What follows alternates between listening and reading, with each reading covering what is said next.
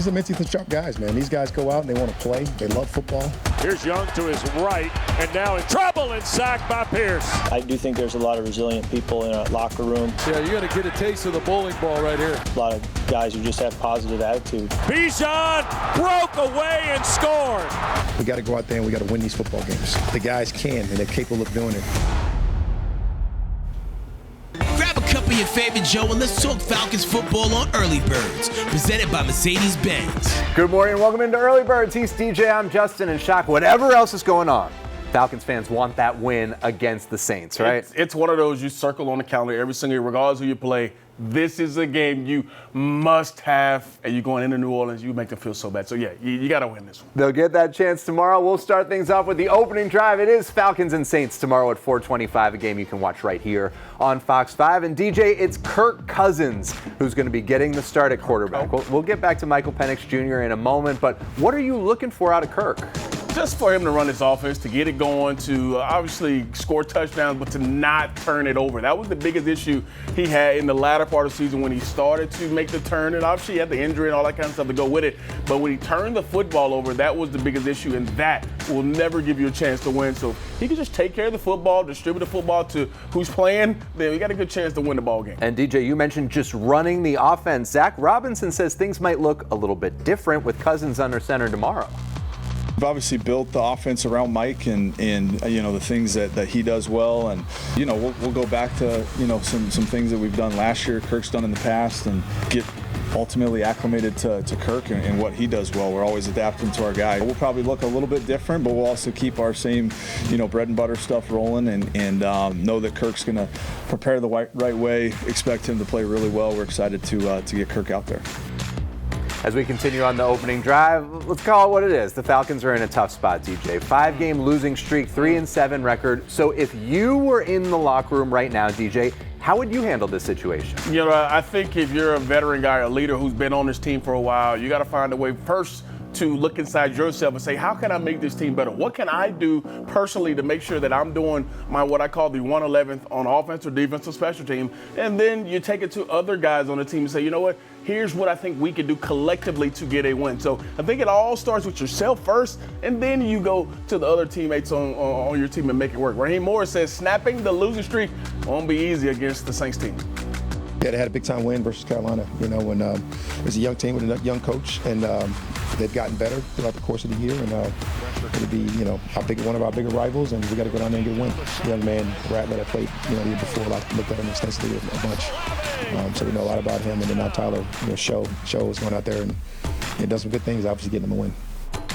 And as we wrap up the opening drive, Shock, did you know the Falcons defense has the second most sacks in the league, right? It's good. One of the big priorities of the offseason was fix the pass rush. It's going well, and DJ, they got to get to the rookie tomorrow. Yeah, that rookie and Tyler Shuck. Here's something to know about Tyler Shuck. This guy played 7 seasons in college, Oregon, Texas Tech, Louisville. Yeah, played a lot of football, over 7,000 career yards. His senior year, 23 touchdowns. Now for the Saints, he's played in 4 games, been sacked 5 times.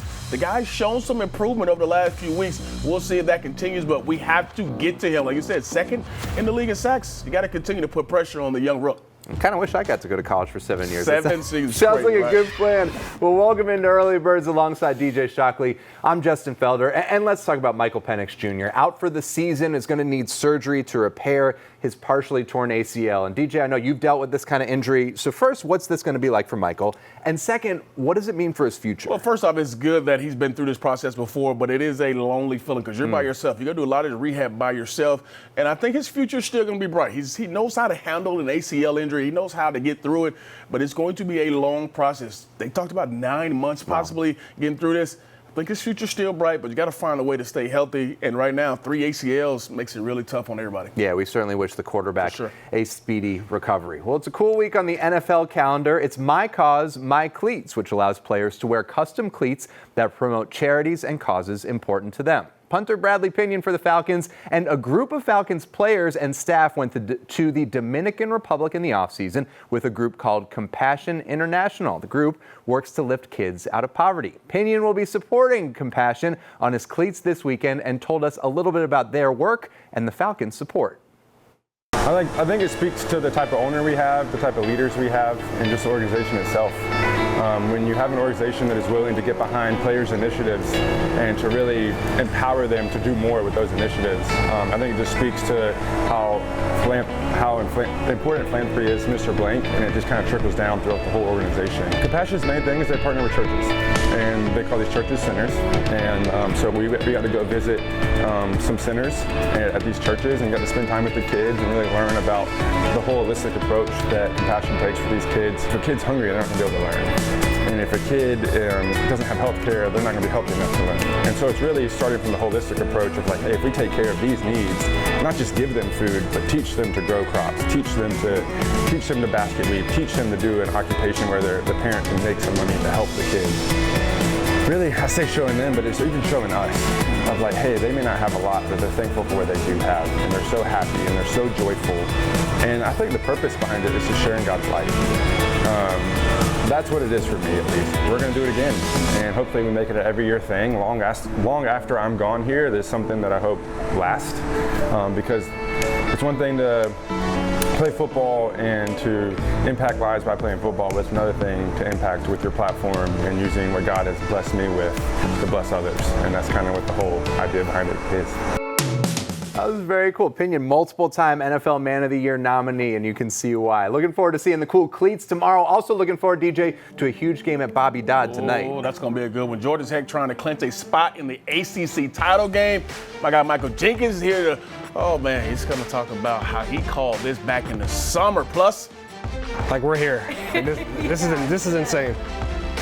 Tyler Algier tells you about the future Hall of Famers who welcome him to the NFL. That's next when we go deep. You're watching Early Birds, presented by Mercedes-Benz, official luxury vehicle of your Atlanta Falcons, and sponsored by the Georgia Lottery. Today could be the day. And the Home Depot, how doers get more done. More Early Birds coming back at you. It's not Saturday down south without talking college football. Get ready to fire up the grill. Here's Shock. Hey, Craig Wright. He said fire up the grill. Jink, you did that last week. I know. That I saw did. Some pics. What you got? Ooh, some ribs, some beef ribs, Yeah. some chicken, and it was tender. It was a lot of leftovers, right? No. No leftovers? No. People eating their fingers? The family crushed it. All right. We got 2 weeks left in the season, Jink. Can't believe the season's flown by so far. What's been kind of the most enjoyable part of college football for you? I've really enjoyed just the parity of college football right now. Yeah. You know, you have teams from all over, close games, nail biters.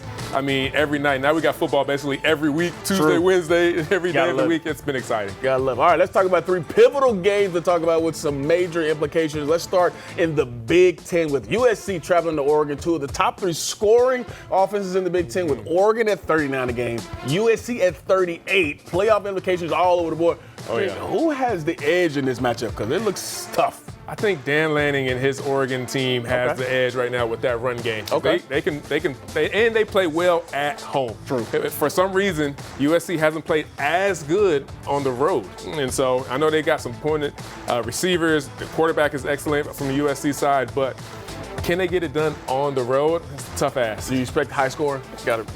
Actually, no. No, really? No, I think this one might be a little bit, I don't think it's going to be a 45-41 burner like that. Both teams score a lot of points. Jink said no. All right, here's the Ducks head man, Dan Lanning, on the playmakers for USC that present a challenge.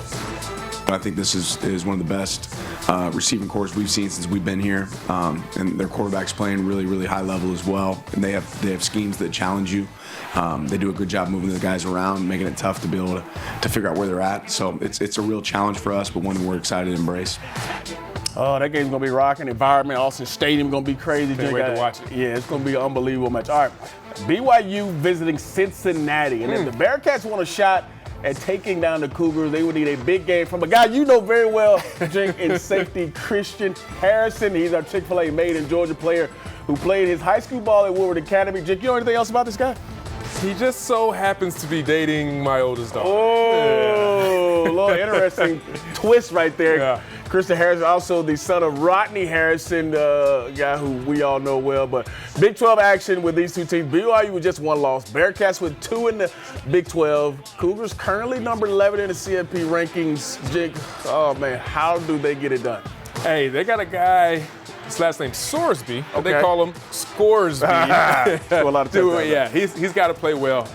They got to do some great things. They play obviously great at home, and first night game at home for the Bearcats. So that's going to be interesting tonight to see how they do. But BYU's playing at a high clip. I mean, I know they had the one blemish against Texas Tech, but everybody else, they've kind of really put a spanking on. So it's going to be a really good ball game tonight. Your future son-in-law get a pick in this game? No, man. Ooh, I mean, he's dropped a couple, but maybe he gets one tonight. All right, here's BYU head coach Kalani Sitake on being impressed with this Bearcat team as a whole.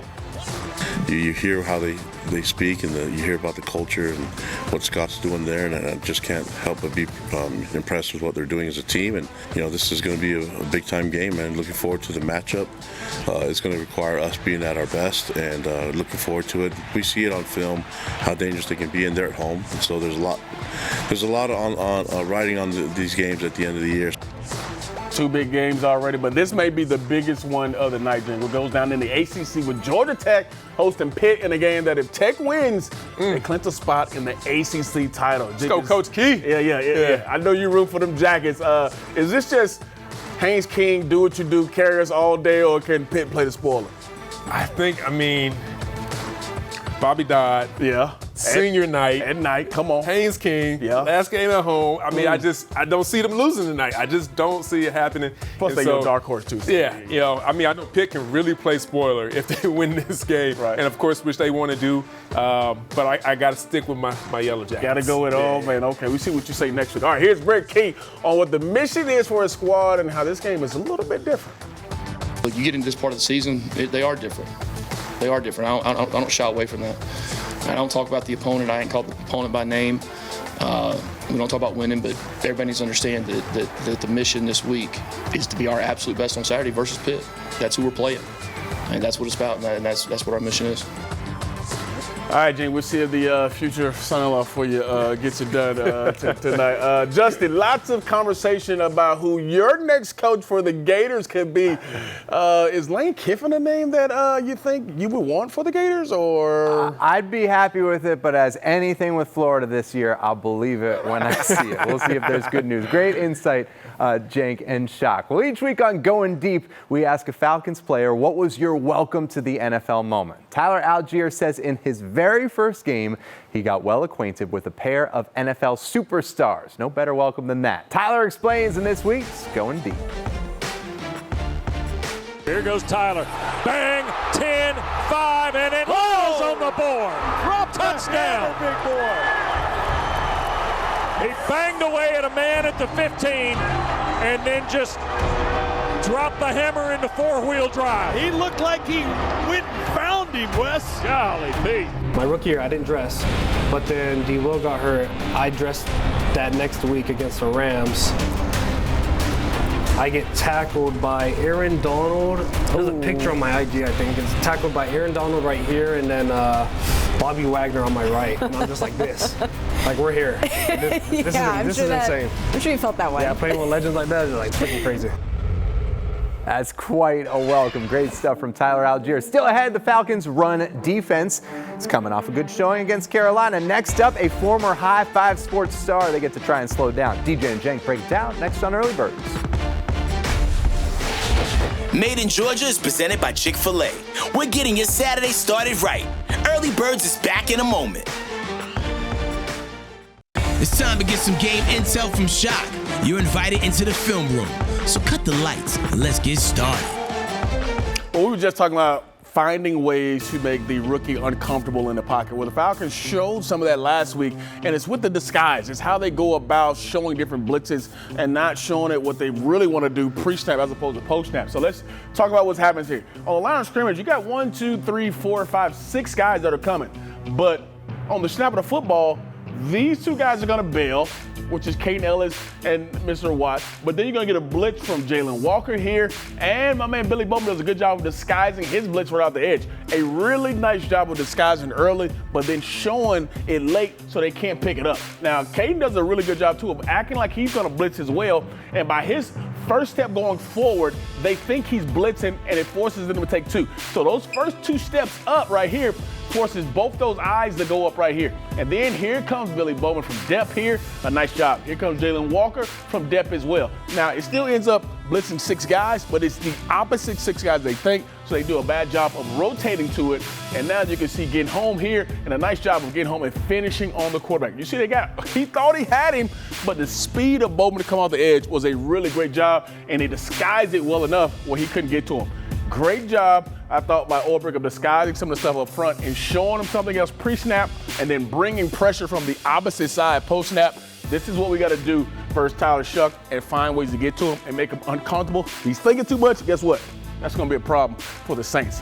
All right, the Falcons and Saints rivalry is one that has seen so many big-time players. And with these, we've seen some big-time matchups as well. And there's a player for the Saints I believe deserves a lot of attention from the Falcons. He has been doing it at a high level for a while, and he's a local guy. Now, Jake, you know where I'm going with this one, and it's they're Mr. Do-It-All and Alvin Kamara. He hasn't had a crazy year from a statistical standpoint, but my matchup to watch is Kamara versus Falcons defense. How do you slow this guy down? Hey, we don't need him to have anything crazy against us and just kind of keep that quiet year going. But, you know, we've seen or heard Diablo's kind of been practicing. Maybe he's back out there. That could really help slow this guy down. Yeah, Jake, I think that's a good call. Diablo is athletic enough and big enough to maybe hang with Kamara. Hopefully that happens. And Justin, I think he was a pretty good player here in the state of Georgia, too. Yeah, at Norcross High School. I'm sure he'll have a lot of friends and family at Mercedes-Benz Stadium, in New Orleans at the Superdome on Sunday. Well, Falcons quarterback Michael Penix Jr. is out for the rest of the year with a partially torn ACL, like we told you about earlier in the show. Unfortunately, it's the type of injury we hear about a lot in football. We asked the Falcons head team physician to explain the ACL and what can lead to those types of injuries. That's the focus of this week's Emory Road to Recovery. The most famous of all, of course, is the ACL, or the anterior cruciate ligament, which is in the middle of the knee. Okay, it's a ligament that connects the shin to the thigh, and it acts as a rope as it controls the stability of the knee from the knee shifting forward and from the knee rotating. So, as you know, in football, high velocity sport, guys are running, stopping, cutting, pivoting, constantly moving their knee joint. And if your knee gets twisted in a certain way or pivots in a certain way, and it can, boom, if it over rotates or over shifts, then that ligament there, the ACL, can tear. And partly why the ACL is famous is because it does not heal when you tear it. So you have basically a knee that will be left without an ACL as the knee recovers. And if you don't have that ligament, then the knee will shift too much. And so without that ligament in your knee, it's very difficult to play a sport at a high level like football because the knee will be unstable. Been there, know all about that. All right, up next, the Falcons got into the holiday spirit and lended a hand in the community with Thanksgiving right around the corner. Stay with us, more Early Birds is on the way. You're watching Early Birds, presented by Mercedes-Benz, on your official home for Falcons football, Fox 5 Atlanta. Early Birds has been presented to you by Mercedes-Benz, official luxury vehicle of your Atlanta Falcons. Everybody deserves to have a great meal and, you know, be around family and just be able to enjoy the holiday. So I hope everybody has a happy Thanksgiving. Well, Tuesday afternoon, the Falcons kicked off Thanksgiving a little bit early. Players handed out holiday meals at the Home Depot backyard near Mercedes-Benz Stadium. And DJ, they tried to help feed more than 1,000 families. Unbelievable. Really stellar job. You see everybody from Lindstrom. I mean, the whole offensive line was there. It's just cool to see these guys be able to give back. And I know fans and everybody who is in need actually enjoy this. And they got to meet some of their Falcons players. You see, look at Freddie. He's having a good time, too. So this is always a good moment, especially this time of year, to be able to give back. It's called the Falcons Feast. 11th year the organization has put on that event. Only a few moments here left on Early Birds before the Falcons and the Saints. DJ, give us one more matchup to watch tomorrow. How about the guy who really loves playing against the Falcons, not allow him to wreck us, Cam Jordan. The guy who loves to have sacks. He talked about it for years, sacking Matt Ryan. Let's not give him something. He's been around for a while. Let's just send him off on his way and not have any success. How about that? Don't give him an opportunity. No quality time with Kirk Cousins tomorrow. All right, that's it for us here on Early Birds. Thank you so much for joining us this Saturday morning. For DJ Shockley, I'm Justin Felder. Have a good morning and a great rest of your weekend.